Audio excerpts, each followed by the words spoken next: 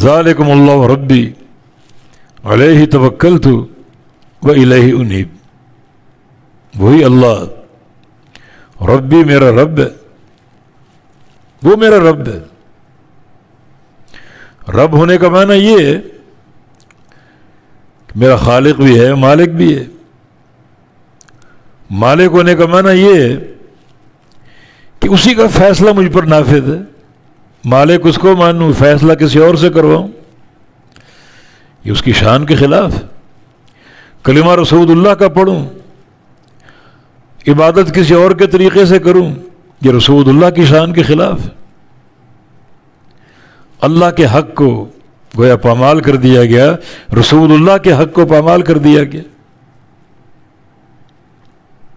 اللہ ہی رب ہے.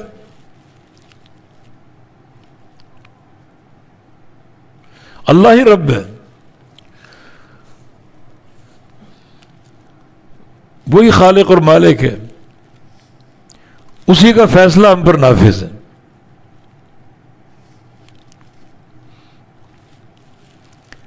یہود و نصارہ نے کیا کیا تھا؟ اپنے علماء اور اپنے راہبوں کو، اپنے احبار کو اپنا رب بنا لیا. اتخذوا احبارهم ورهبانهم اربابا من دون اللہ.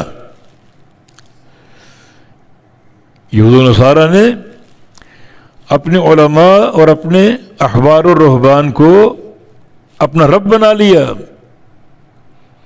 اللہ کے علاوہ، اللہ کو چھوڑ کر.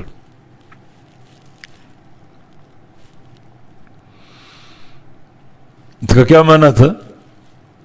عدی بن حاتم رضی اللہ عنہ اسلام قبول کر کے نبی علیہ السلام کے پاس آئے تو آپ سورہ توبہ کی تلاوت کر رہے تھے. یہ آیت آ گئی، اتخذوا احبارهم ورہبانهم اربابا من دون اللہ.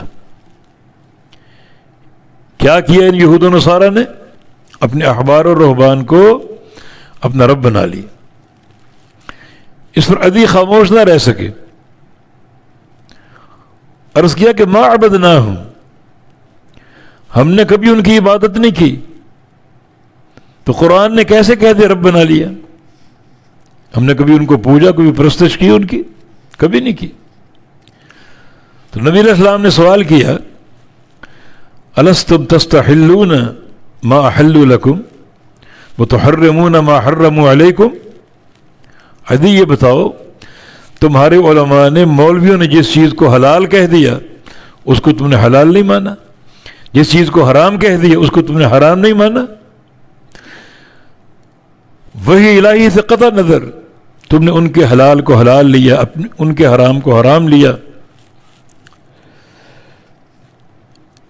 یہود کی خصلتیں، نصارہ کی خصلتیں.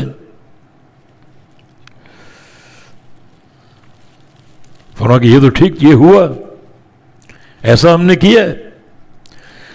فرمایا کہ فتلک عبادت، یہ تو ان کی عبادت ہے. آپ نے ان کے حلال کو حلال مان کے، حرام کو حرام مان کے ان کو اپنا رب بنا لیا. رب اللہ ہے. حلال وہ ہے جس کو اللہ حلال کہے، حرام وہ جس کو اللہ حرام کہے. تو اپنے تنازعات میں جب تک اللہ تعالیٰ کا فیصلہ نہیں لوگے، ایمان قابل قبول نہیں ہے. تو اللہ کا خوف ہونا چاہیے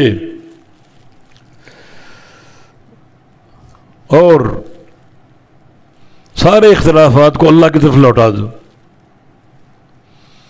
اور اختلاف ہر مسئلے میں، کوئی مسئلہ ایسا نہیں جو اختلاف سے خالی ہو.